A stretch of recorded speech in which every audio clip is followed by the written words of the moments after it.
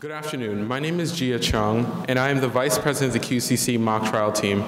We would like to welcome you to the 2013 Mock Trial Association's Mock Mayoral Debate. Next week, New York City voters go to the polls to make a very important decision, a decision that will impact all of our lives, who will be the next mayor of New York City.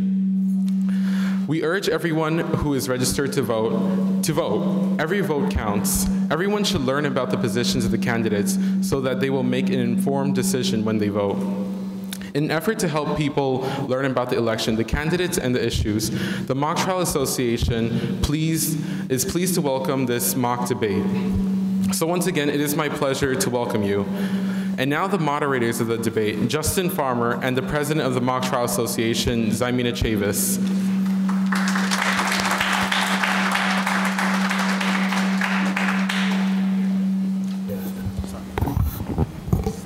Welcome to the 2013 mayoral debate at Queensborough Community College here in Bayside, New York.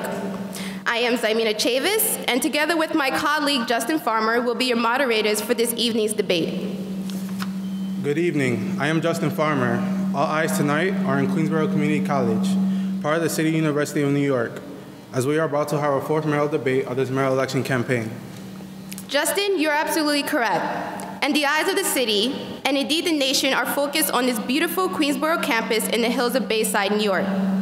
As we await the start of this debate, which comes just days before Election Day, November 5th, all indications are that the debate tonight will have a big impact on those voters who are still trying to decide which candidate to vote for. Before we begin, we would like to thank President Diane Call and Vice President Ellen Hartigan for the gracious hospitality and making us very welcome on this most attractive campus in the heart of Queens, New York City. Now to the debate format. A panel of distinguished journalists will be asking our candidates questions. Each of the candidates will be asked the same questions. Each candidate will answer each question. We will rotate which candidate will respond first. There will not be a formal rebuttal round, but upon request, a candidate may be given 1 minute to respond to the answer of the other candidate, after both candidates have answered the particular question. And now it's time to introduce the distinguished journalists. First, we have our chief political correspondent for WQCC Radio, a veteran of many elections and winner of the distinguished Edward R. Murrow Award for the news coverage, Kassan Gobert.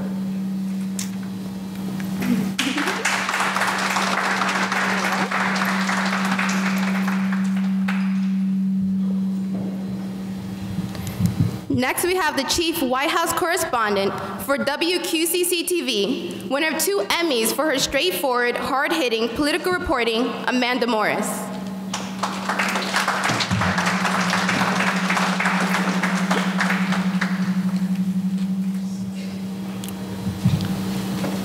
Our third distinguished journalist is none other than the Pulitzer Prize-winning, nationally syndicated political columnist whose column appears in 132 newspapers across the nation, including the WQCC Times, Julie Ann Belastagli.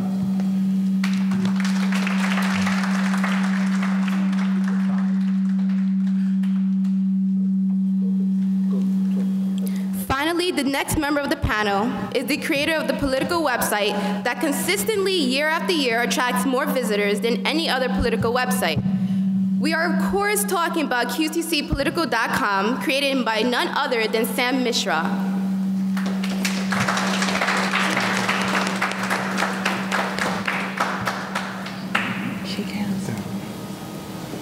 And now it's time to introduce the candidates. First, Bill de Blasio. After graduating from NYU, Bill studied at Columbia University School of International and Public Affairs. He began his career in public service as a junior staffer for then New York City Mayor David N. Dinkins, and later became an assistant for community affairs at City Hall.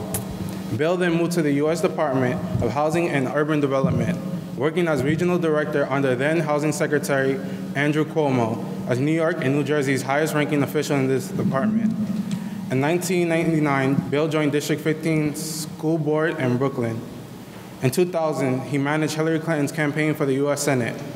2 years later, he started his service in the City Council, representing the diverse and various Brooklyn neighborhoods of Borough Park Slope. In this 8 years on the City Council, Bill focused on improving public education, engaging parents, expanding affordable housing, and protecting New York's middle class and working poor. He was head of the City Council's General Welfare Committee. In 2010, Bill became the city's public advocate, the city's second highest elected office. As public advocate, Bill worked to help stop thousands of teacher layoffs, the closing of certain neighborhood schools, and to protect certain firehouses from closing. He also fought for just compensation for first responders who fell ill as a result of their work in the days following 9/11. Bill published his Worst Landlords Watch List, which publicly identified landlords who he claimed took advantage of every New Yorker to pressure them to improve building maintenance and upkeep. Bill also created Open Government NYC, a public database emphasizing city council funding transparency. Together with his wife, Shirley, Bill is the proud parent of Kiara, a college freshman, and Dante, a high school sophomore. Ladies and gentlemen, here is Bill de Blasio.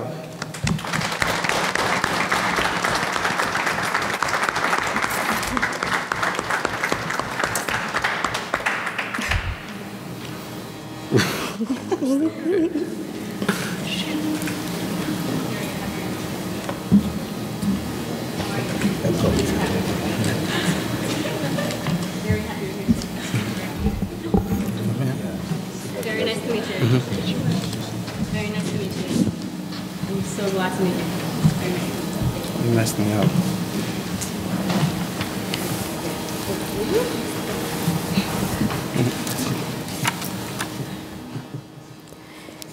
Next, we have Joe Lhota. Joe was born and raised in the Bronx. His father was a member of the NYPD. The first in his family to go to college, Joe graduated with honors from Georgetown University and went to receive an MBA from Harvard Business School. After graduating, Joe returned to New York City and began a 14-year career as an investment banker at Payne, Weber & First Boston. He specialized in public finance and worked with state and local governments across the country. He is experienced on infrastructure finance, particularly in the areas of innovative financing plans, complex debt restructuring, and rating agency strategies. In 1994, Joe joined the Giuliani administration as finance commissioner, director of the Office of Management and Budget, and deputy mayor for operations. Joe quickly earned the reputation for being a problem solver. The New York Times wrote that he had an unparalleled knowledge of city government. Mayor Giuliani has credited Joe as one of the most effective leaders of his administration, helping to get the city's government back up and running after the devastating attacks of September 11th. Joe returned to the private sector in 2002 as executive vice president of Cablevision and president of LightPath. Joe later joined Madison Square Garden in 2010 as chief administrative officer and a member of the senior management team. In 2011, Governor Andrew Cuomo named Joe as chairman and CEO of the Metropolitan Transportation Authority. He headed the MTA after Superstorm Sandy, working to get the transit system back up and running. Joe lives in Brooklyn Heights with his wife Tamara, their daughter Catherine, and their Labrador Lindy. Ladies and gentlemen, here is Joe Lhota.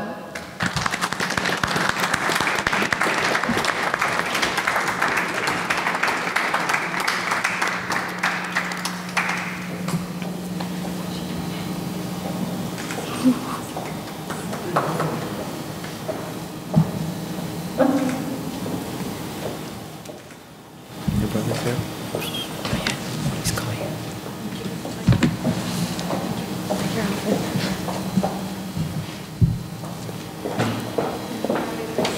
Oh my God, I love her shoes.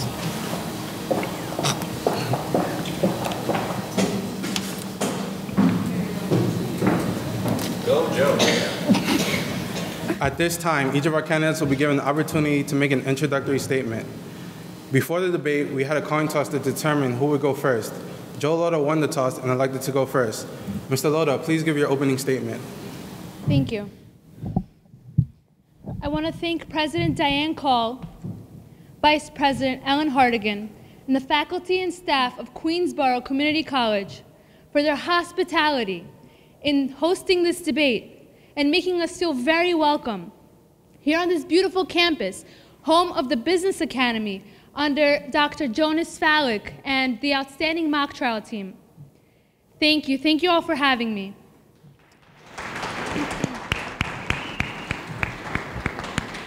My name is Jo Lhota, and I am running to be the next mayor of the city of New York. I am honored to be on this ballot this November. New York has always been the beacon of opportunity for the hope of this world. America is the land of opportunity, and New York City is the place where dreams come true. There are no limits to what we can accomplish here. For my family, that is so true. I was born in the Bronx to young parents who taught me at an early age the value of hard work and perseverance. They taught me integrity, to always tell the truth. They personally sacrificed for my education, and I am forever thankful. My dad was a city cop, and his father was a city fireman, and my mom's dad was a city taxi driver. My grandmothers, they both worked, and they made ends meet. And my mother also worked, and she provided for me and my brother so we can attend parochial school. I was the first in my family to attend college. This city has given me great opportunity, and as mayor, I will make sure that each and every New Yorker has the same opportunities. I hear an awful lot coming from the other side about a tale of two cities, and how they want to destroy and divide and basically destroy all the progress that's happened over the past 20 years. This tale is nothing more than class warfare, an attempt to divide the city. It is a feeble retreat to the same old playbook that promises a perfect world, but delivers only special interest dominant politics. It's this kind of thinking that has historically brought our city to the brink of bankruptcy and rampant civic decay. In this campaign, I am not going to let the other side divide our city. I campaign to unify our city. Let me tell you one simple thing. We may be 5 boroughs, but we are one city. We are one people. And the last thing we need is to take this city and send it back to the days of economic despair, fear, and hopelessness. We are New Yorkers, and we are in this together. This city is the most diverse city in the world. We are home to every culture and ethnic group across the planet. That's one thing that I love about this city. We have more in common than in differences. I am the only candidate that's ready from day one. I will not need on-the-job training. I've been fortunate to serve the people of New York as deputy mayor and this state as CEO of the MTA. My leadership has been tested in good times and in bad, and New Yorkers know what they're getting with me. I know what it takes to get the job done. I said this from day one of my campaign. I want a city where we can live, where we can work, where we can have fun, and where we can and want to raise our families. Thank you.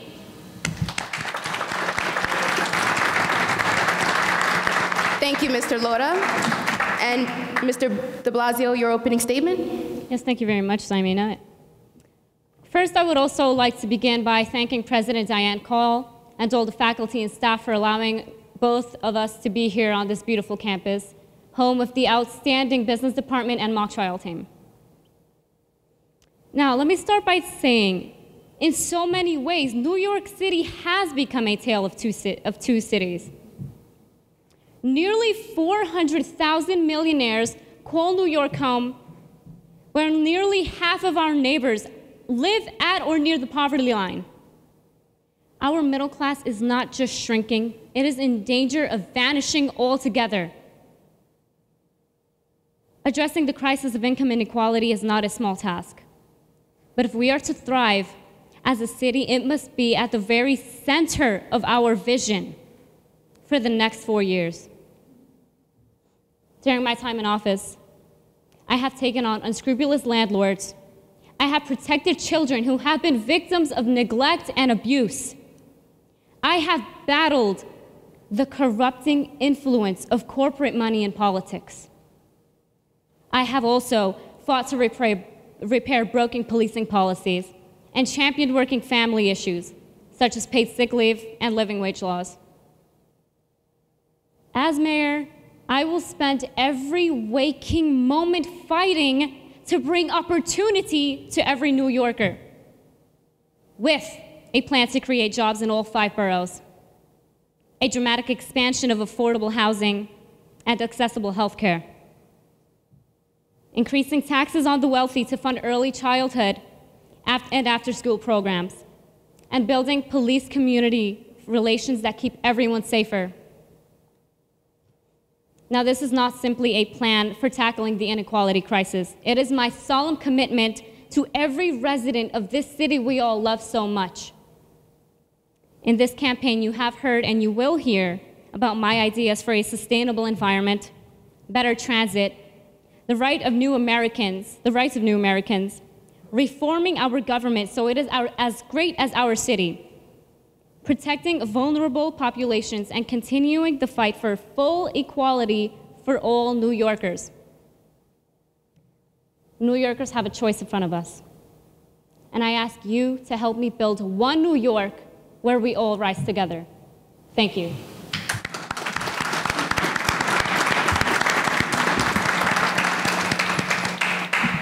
Thank you, candidates. And now for our first question, which will be directed first to Mr. Lhota and will be asked by Kassan Gobert. Thank you. I would first like to thank President Diane Call and Vice President Ellen Hartigan, as well as the mock trial team, for inviting me to be part of this distinguished panel. Most New Yorkers would agree that although the former New York City Board of Education has been replaced by the Department of Education, many of the city's public schools continue to fail a large number of our children. If you are elected our next mayor, what would you do to make sure that our schools provide our children with an education that allows them to move successfully to a high-paying job, to a higher education, or a well-paying job?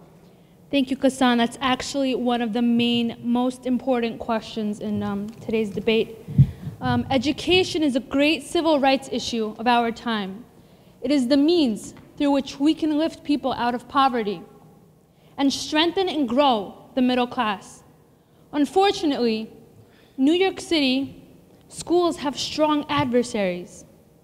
Special interest groups seek to undermine mayoral controls of schools and rob families of school choice. School choice is the best education policy option for our children, especially inner city children. If parents can choose better schools for their children, our kids will be better able to advance to college and to get better jobs. Opposing choice through education, be it through public, private, or charter schools, is to advance poverty and to punish both the middle class and those aspiring to join the middle class. While there have been some improvements to schools under mayoral control, we must do much, much more. Last year, 80% of high school graduates required remedial education in both reading, writing, and mathematics before matriculating in one of our community colleges. This is extremely unacceptable. As mayor, I will provide more educational choices for all New Yorkers, irrespective of background and income level. I will focus on what works for students and parents. I will forge a real partnership between City Hall and all of our families so that everyone is focused on what matters, the academic success of our children. My education goals consist of 3 things. Number 1, making students our #1 priority in education. Number 2, giving parents the choice and flexibility by doubling the number of charter schools. And number 3, empowering and uplifting teachers. Thank you.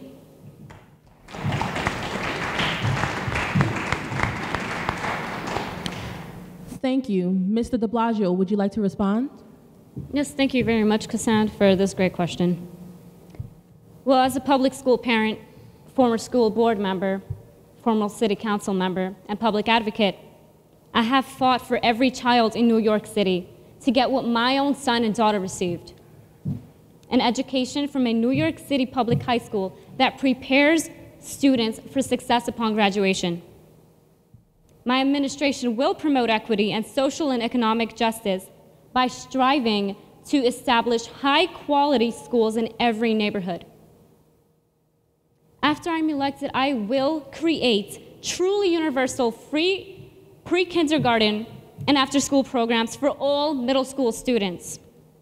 After I'm elected, I will also expand and improve career and technical education. I will increase the parental engagement and communication in the co-location process.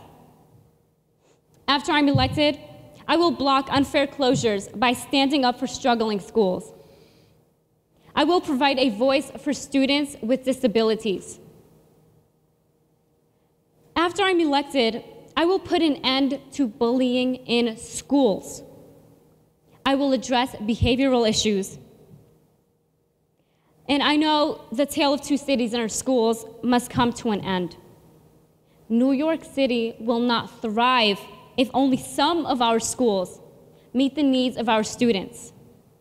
We need a commitment from City Hall to ensure that every child can succeed. After I'm elected, I will establish truly universal full-day pre-kindergarten. I will offer after-school programs for all middle school students, and I will ensure that all students are reading at grade level by 3rd grade. Thank you very much. Thank you. And now we move on to our next question, which will be directed first to Mr. de Blasio and will be asked by Amanda Morris. Thank you. I would also like to thank President Diane Call and Vice President Ellen Ardigan for choosing me to be a part of such an honorable panel of reporters. Mr. de Blasio, I would like to stay on education. What is your position on the support and development of charter schools in our city? Amanda, thank you for raising this very crucial question. I want to make sure that every child in our city receives first-rate education. When it comes to preparing all children for success, college and careers, high-quality schools must be the focal point for serving the needs of students and their families with a cradle-to-career strategy. New York City has incredible community school models, including Children's Aid Society and Harlem Children's Zone. Yet despite their proven success, these schools only serve a handful of students. I will create a unified effort to develop a minimum of 100 community schools by the end of my first term. With improved communication among all city agencies, especially the Departments of Education and Homeless Services and the Administration for Children's Services, the city can make real strides in serving families and students and their communities. Thank you very much.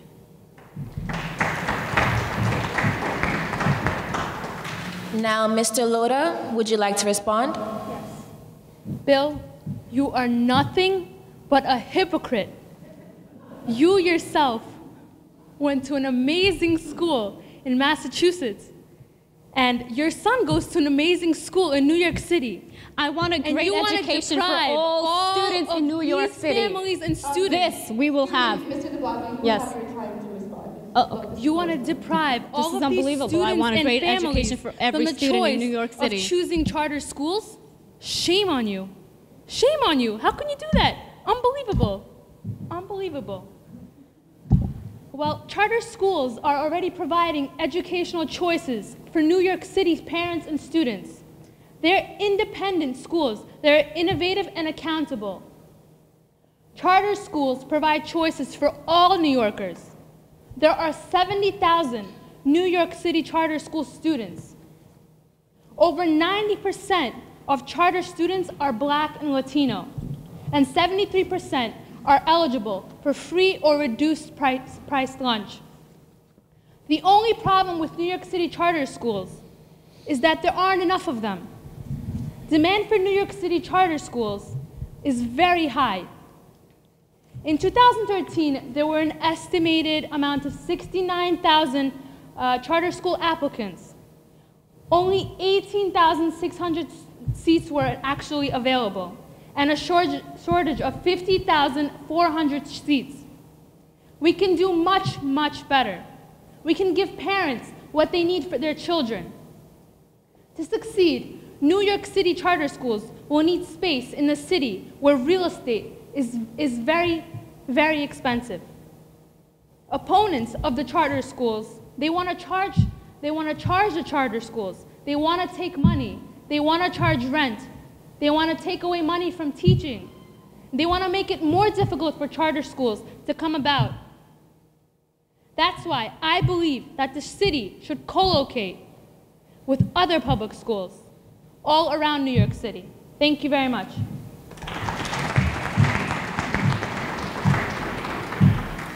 Thank you. For our third question, we turn to Julie, who will direct that question first to Mr. Lhota.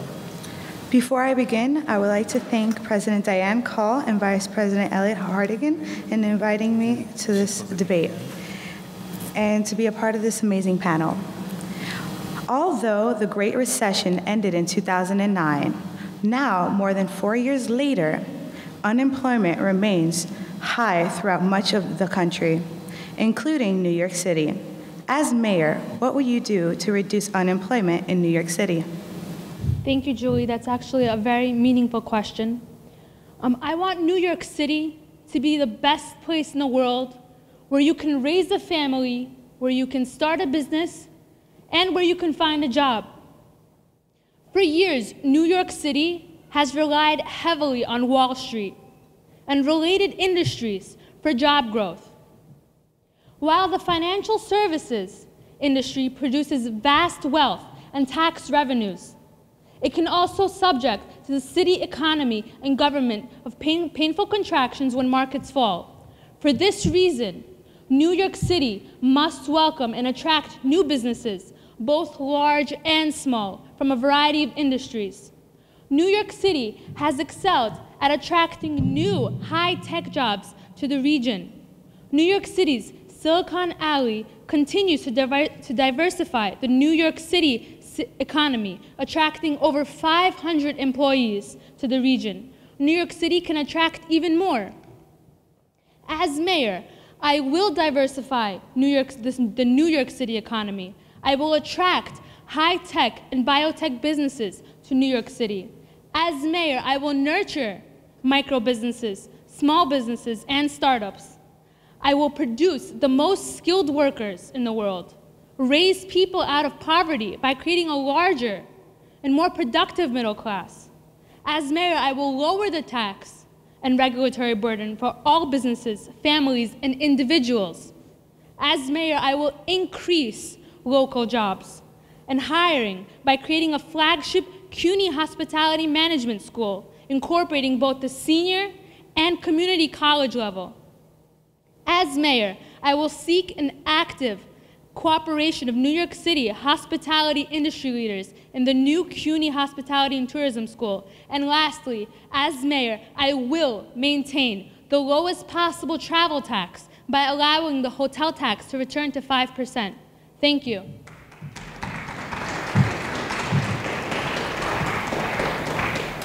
Thank you. Mr. de Blasio, would you like to respond? Yes, I would. Julie, thank you for this great question. It's actually on the minds of many New Yorkers today. A vibrant middle class made New York City a beacon of opportunity to so many generations. But today's reality is much different. New York's middle class is not just shrinking, it's in real danger of vanishing altogether. After I'm elected, here's exactly what I will do. I will replace corporate tax giveaways with a new economic development focus. I will create a world-class education, training, and job placement system for existing workers. After I'm elected, I will expand CTE schools to match growing job opportunities.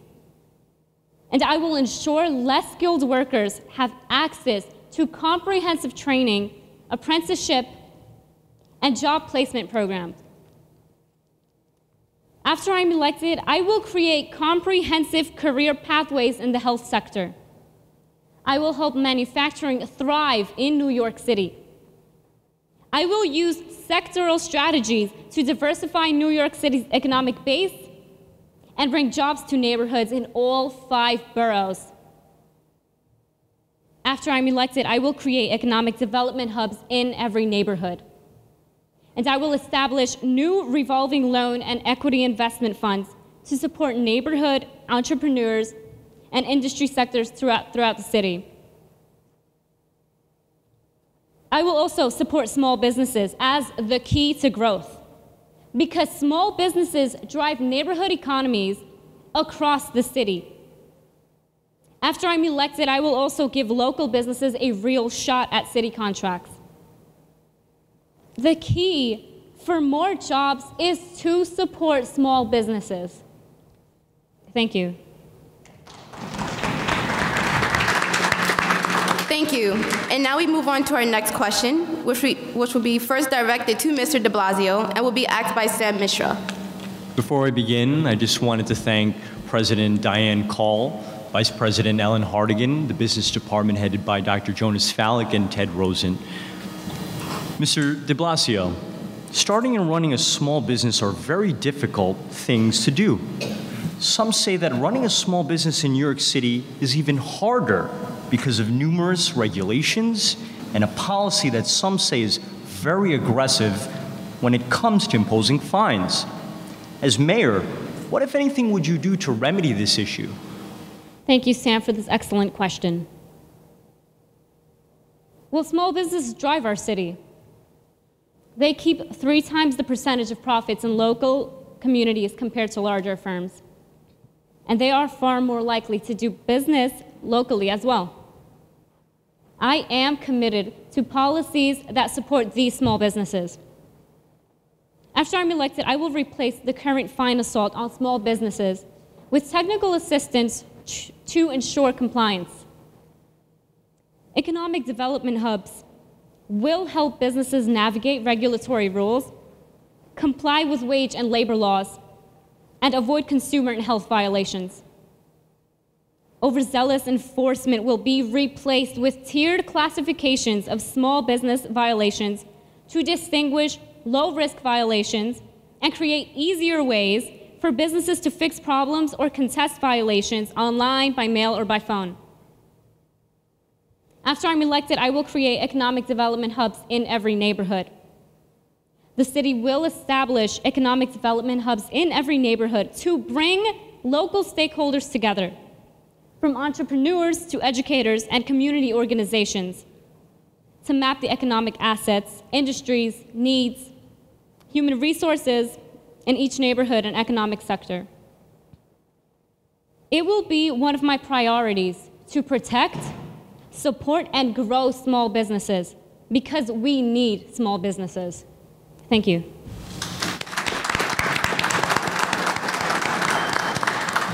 Mr. Lhota, would you like to respond? Yes, thank you, Sam. New York City businesses, they face extraordinarily high operating costs. If these city-related costs continue to rise, they will impair profitability and destroy jobs. Excessive regulatory fines compound the high cost of doing business. Fines and fees have sustained this spending over the past 11 years. This adds to the city's already high cost of doing businesses, stifling job growth. While certain fines are necessary to deter bad behavior and promote a safe business environment, they must not be used to balance budgets, because this stifles the growth of small businesses. Additionally, the city's regulations are being inconsistently applied depending on the inspector. This causes confusion and burdens small businesses with additional fines. As mayor, I will review every type of fee imposed by the City of New York. As mayor, I will educate businesses on the regulatory framework and train inspectors to consistently assess fines only when necessary. I will make sure that there are short cure periods so that you can fix them before assessing any fine. As mayor, I will create business-friendly borough offices to help businesses comply with regulations. Thank you.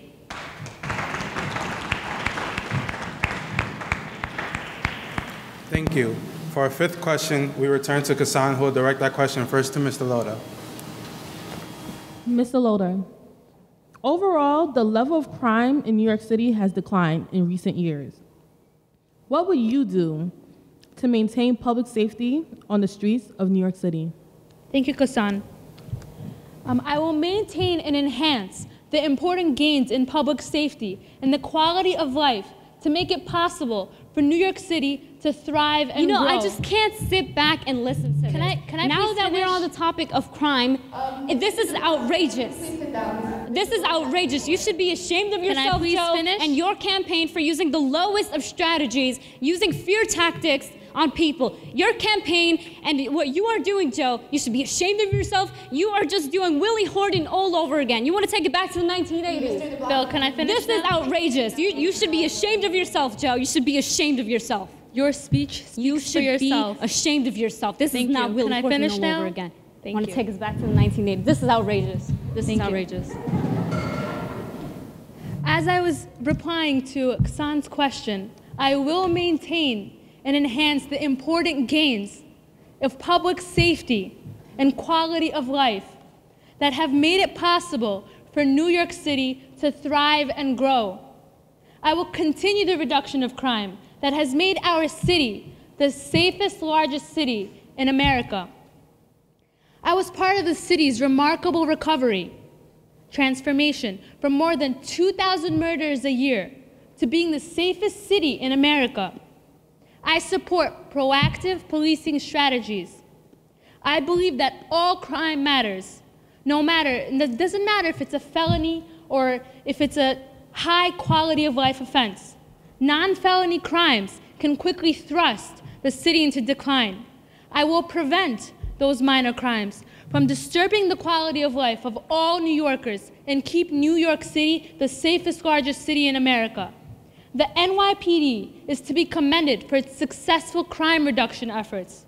Because of its proactive policing strategies, the NYPD has made New York City the safest, largest city in America. I believe in oversight and accountability at every level of municipal government, including the NYPD. CompStat is a management technique that employs statistics and accountability to fight crime in New York City and is a major component of the NYPD's crime-fighting strategy. The police must continue to use CompStat to fight crime and guarantee accountability. I also believe that we must remain vigilant against the threat of terrorism. I support NYPD's nationally recognized counterterrorism efforts. The NYPD has thousands fewer police officers than it did on 9/11. We need to ensure that we have the necessary resources to keep crime low. As mayor, I will fight gun crime through the use of proven investigative techniques. Thank you.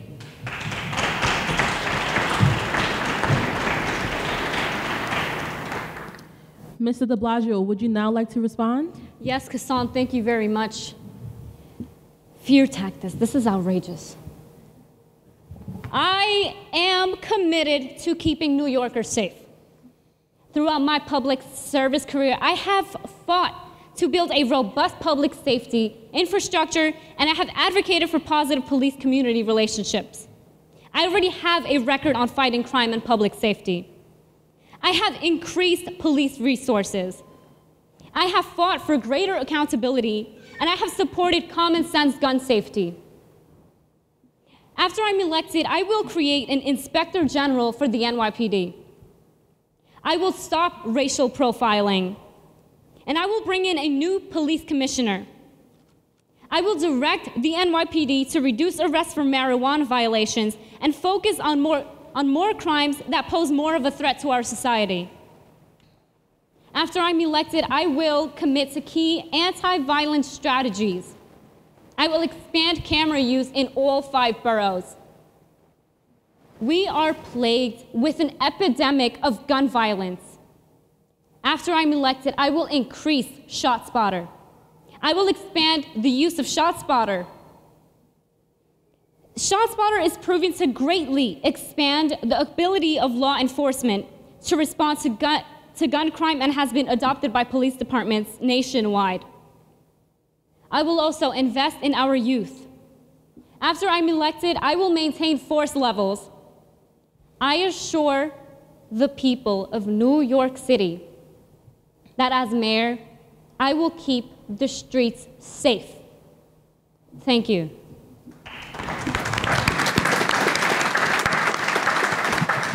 Thank you. And now we move on to our 6th question, which would be directed first to Mr. de Blasio and will be asked by Amanda Morris. Staying on the subject of public safety and policing, please tell your position on stop and frisk. Amanda, thank you very much. This is a very great and tremendous question. Well, after I'm elected, I will immediately withdraw the appeal.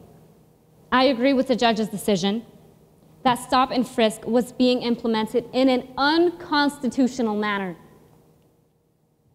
I will fight for meaningful stop and frisk reform.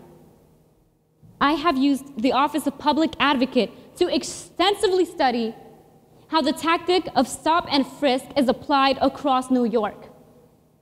I initiated a report that revealed troubling racial disparities. Data shows that police stopped 49 white New Yorkers for every weapon taken off the streets, compared to 71 Latino New Yorkers and 93 Black New Yorkers for every weapon yielded. This information strongly suggests racial profiling is used in stop and frisk. Reinforcing this concern, testimony in the court case suggested that NYPD brass requires quotas even in the absence of suspicion of crime. When communities in New York feel that the police officers are antagonists rather than partners in keeping their neighborhood safe, it puts residents and officers at risk. I have pushed for real reforms in stop and frisk by organizing communities and calling on Mayor Bloomberg to immediately end the overuse and abuse of this tactic. That is why I called for new leadership at the NYPD, an inspector general and a strong racial profiling bill. Thank you.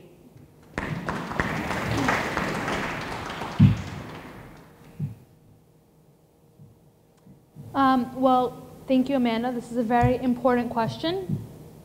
Actually, it's one of the main important ones. No questions asked. The NYPD must have the ability to stop crimes before they actually happen. Police should not stop citizens based on their background, nor should they racially profile. The Supreme Court of the United States held in the landmark case of Terry versus Ohio that police have the ability to stop people upon reasonable suspicion. This technique is used by police departments around the country.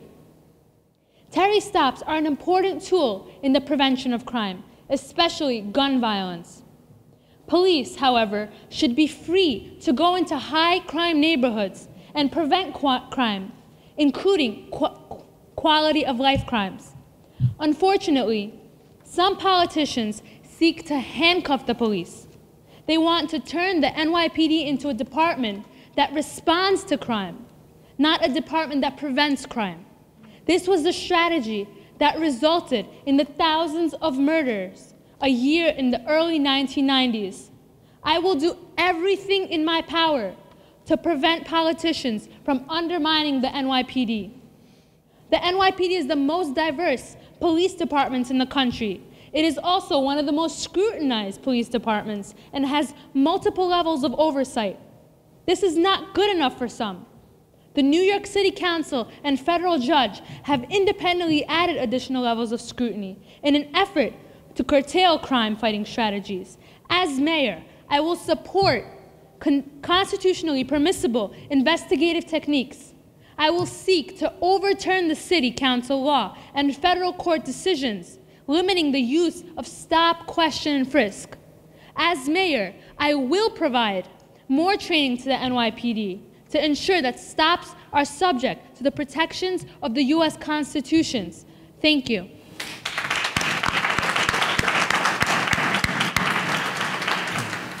Thank you. For our seventh question, we turn to Julie, who will direct that question first to Mr. Lhota. Okay. As we all know, the cost of housing in New York City is high and apparently will continue to increase. As mayor, what would you do to make housing affordable in the city for the city working people, members of the middle class, and seniors who have retired? Thank you, Julie, for that question. New York City needs more affordable housing. The preservation and creation of affordable housing is an extremely critical component of our city's future. It also preserves to create jobs and boost the economic development. By 2030, the city is expected to grow by 1 million people, putting strains on the current housing stock. The next mayor must be creative in the pursuit of affordable housing in New York City.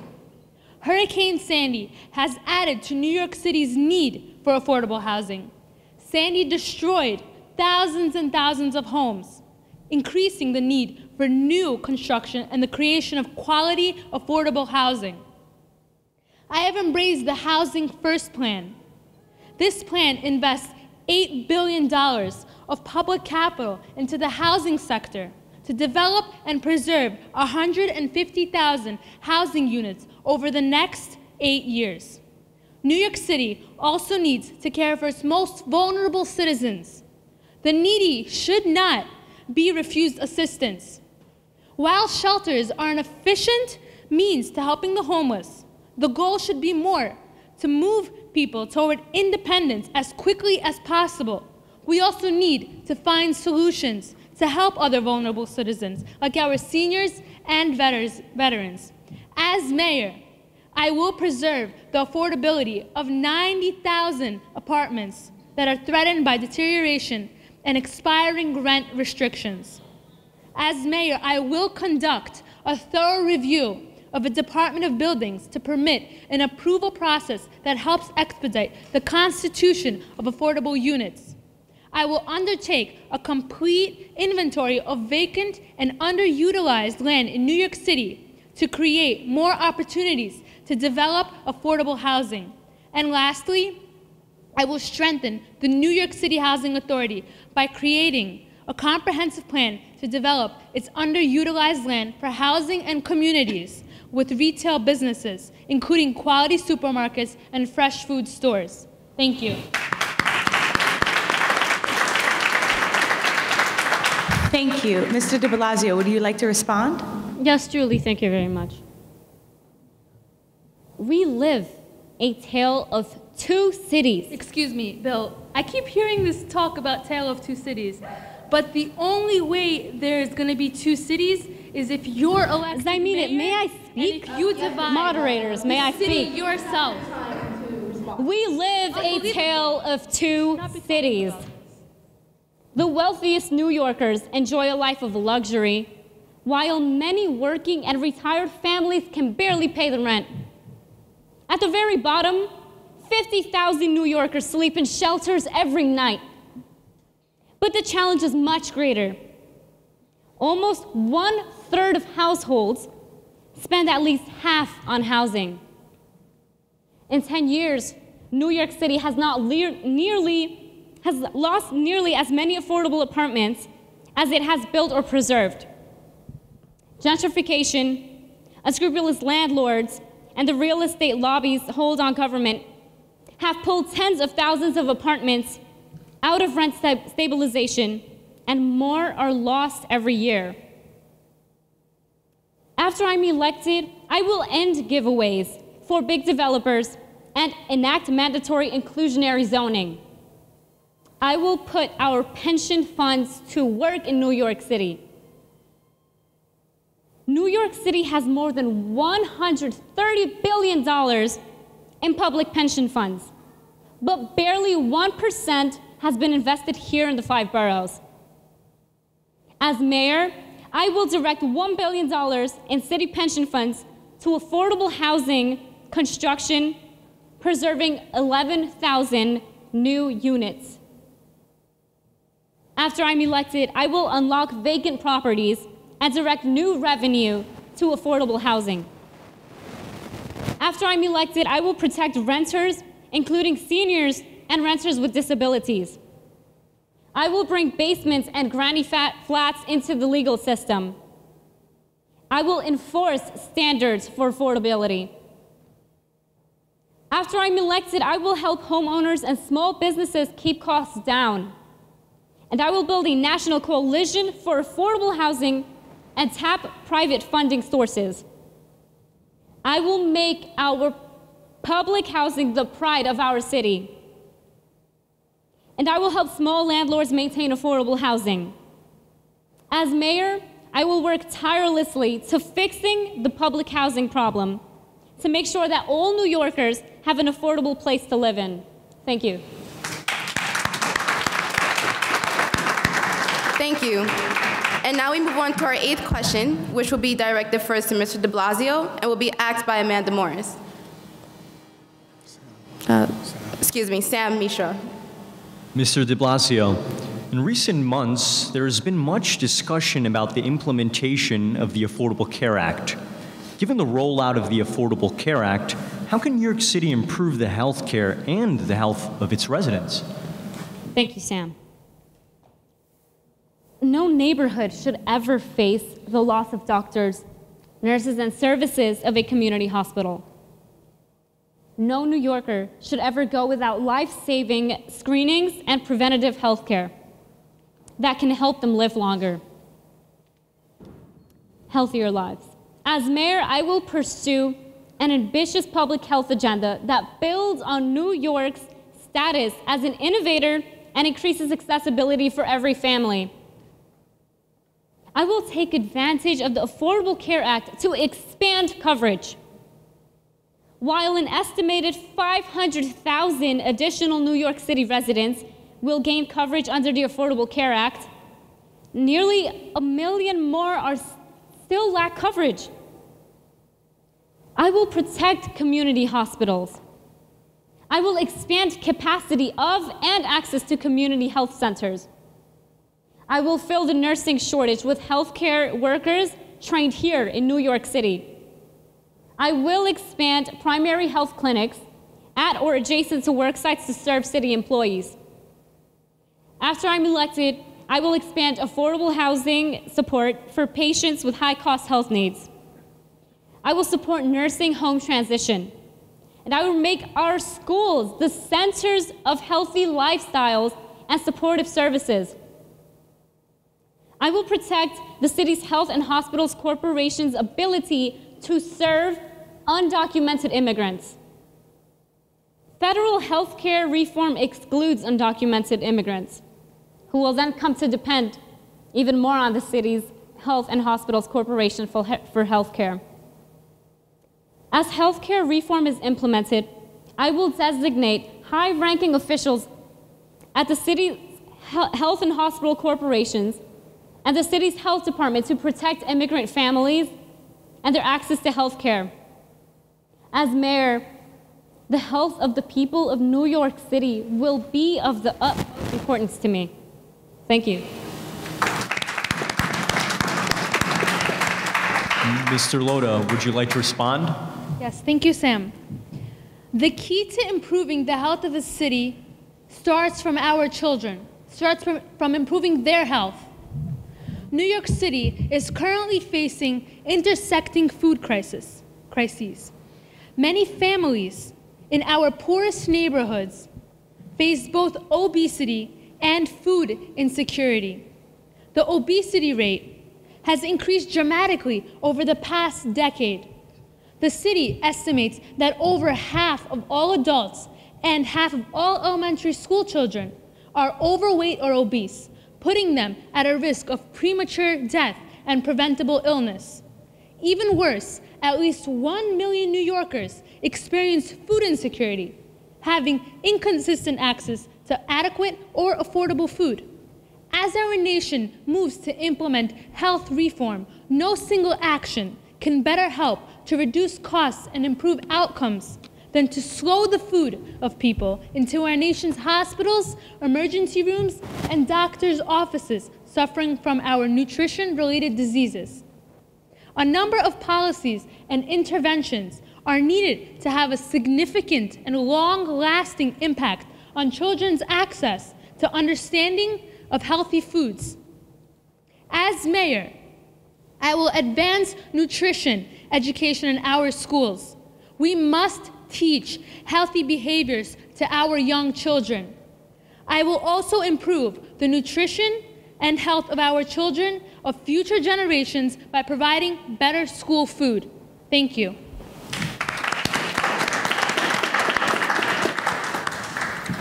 Thank you. For our final question, we turn to Kassan, who will direct that question first to Mr. Lhota. In the beginning of October, we all experienced a very difficult time as the House of Representatives and the Senate were not able to reach an agreement to pass a continuing resolution to keep our government functioning. And as a result, we experienced a partial shutdown of the federal government, which lasted for more than 2 weeks. This entire episode caused many individuals to become even more disillusioned with government and their elected representatives. What do you say to these people? Thank you, Kassan. That's actually a very important and timely question. What has happened in Washington was a disgrace. Leadership means putting interest of the people before the political gamesmanship. This has been the cornerstone of my professional career and campaign, and a stark contrast between me and Bill.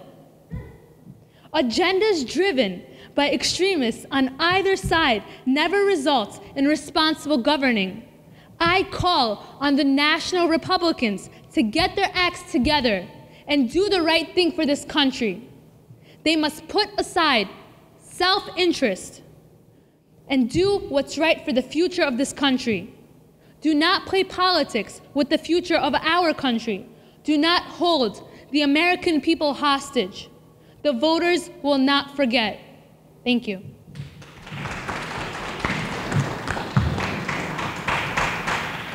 Mr. de Blasio, would you like to respond? Yes, thank you, Kassan. Who are you? Will the real Joe Lhota stand up? You don't want us to know who you are, Joe, but we know who you are. This is who you are. This is who you are. And you cannot be a Republican bystander. This is who you are, Joe. Let your true T color show. You cannot be a Republican bystander. Joe, you, during the Republican primary, you, Joe, told the Staten Island Tea Party that your, and I quote, philosophical issues were close to theirs in many, many ways. What? Let your true tea color show, Joe. This is who you are. Why are you hiding? Let them see who you are, Joe. This is who you are. Why are you spending so much time on tea parties this, tea parties that? If you're really, really that interested, read this book. It's called Tea Party. This will give you all the information about tea parties. Who you are. And if you're more interested about that, then you know what? Read about the Mad Hatter, Alice in Wonderland. This will give you all the information about tea parties. I'm not talking about tea parties. I'm talking about the issues that affect our Americans. You, Joe. The issues that are important do to all not want us to know who you are, but we know who you are. Read about the Mad Hatter. And Governor Romney made it very clear how much he wanted the support of conservative Republicans and bent over backwards to achieve that support. Mr. Lhota did a similar thing when he met with the Tea Party in Staten Island a few months ago. This is an absolute disgrace. This is an absolute disgrace. And Joe, you should be ashamed. You should be ashamed of yourself, Joe. You cannot be a Republican bystander. Thank you, Kassan.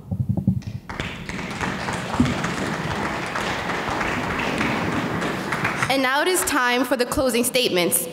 Joe Lhota won the toss at the start and had his choice of going first or second on the opening statements. So Bill de Blasio had the right to choose to go first or second on the closing statement. And he chose to go second. Mr. Lhota, please give your closing statement. Thank you, Zaimina. I would like to thank our panel of reporters, Kassan, Amanda, Sam, and Julie, our moderators, Justin and Zaimina, and once again, the folks here at QCC and CUNY for hosting this debate. I would also like to thank everyone who attended tonight and listened this afternoon. Next Tuesday, we are going to vote for our future. To me, our future is our children. We need to make sure our streets are safe. We need to make sure we reform our public school. We need to make sure that our children, as well as everyone in New York, has an opportunity for a good job in this city. You know that a few weeks ago, I marched with parents across the Brooklyn Bridge. They were all wearing shirts that said, "My child, my choice." Mr. Bill de Blasio wasn't there because he doesn't believe in school choice. When I was deputy mayor, I worked with the NYPD to make sure that our streets were safe. Bill here, Mr. de Blasio, like he did during the debate, talking up the NYPD, but he has policies that will not make us safe. Look, we are only one mayor away from unsafe streets and unsafe schools and unsafe fiscal policy. I am the only person up here that has the experience to keep our city going, to be strong and to be safe and to be protected. Mr. Bill de Blasio does not. So here's my question to all of you here out there. In 6 days, when you go to vote on November 5th, for your sake, for your child's sake, do you want to be safe or sorry? I ask the people of New York City for their support. Thank you.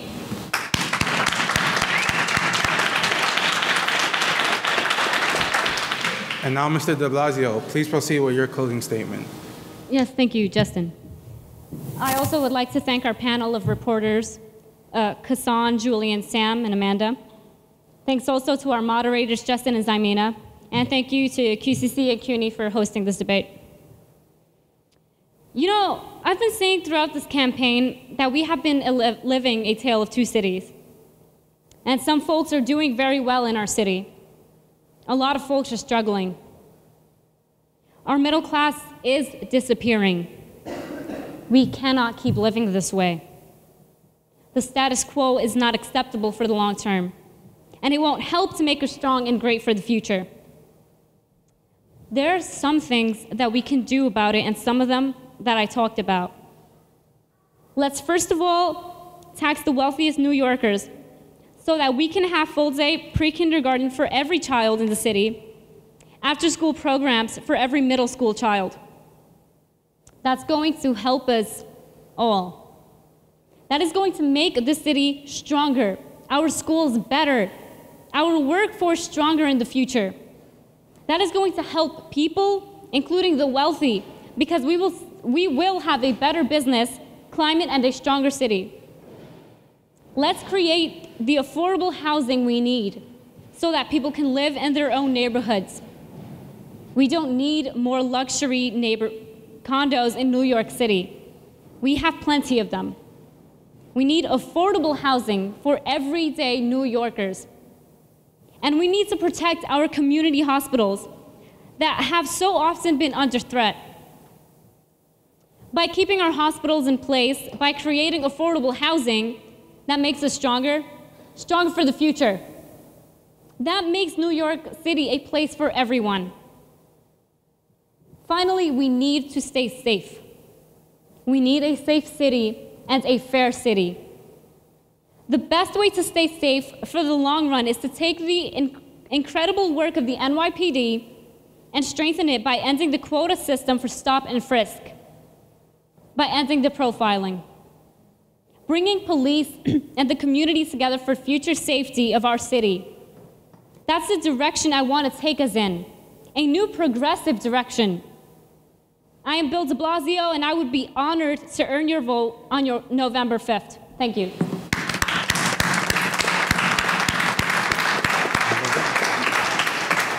Ladies and gentlemen, that concludes our debate.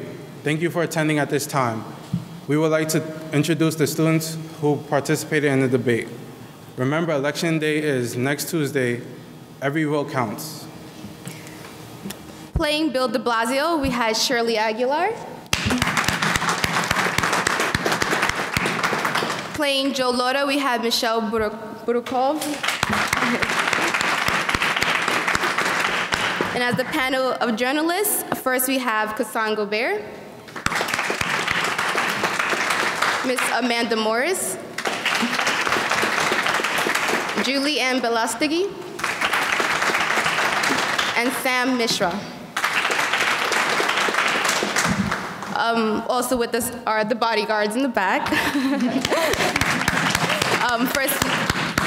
First we have Michael Rawls, Elvis Guaman, Romer Cisneros, and Juan Sanders. The moderators are myself, Justin Farmer, and Zamina Chavis. Faculty advisors, Professor Leslie Francis, Professor Stephen Hamill, Professor Ted Rosen, and Professor Elaine Thompson. Please join us outside of this room, well, in this room, to the back over there for a reception. Thank you and good night from Queensborough Community College in Bayside, New York.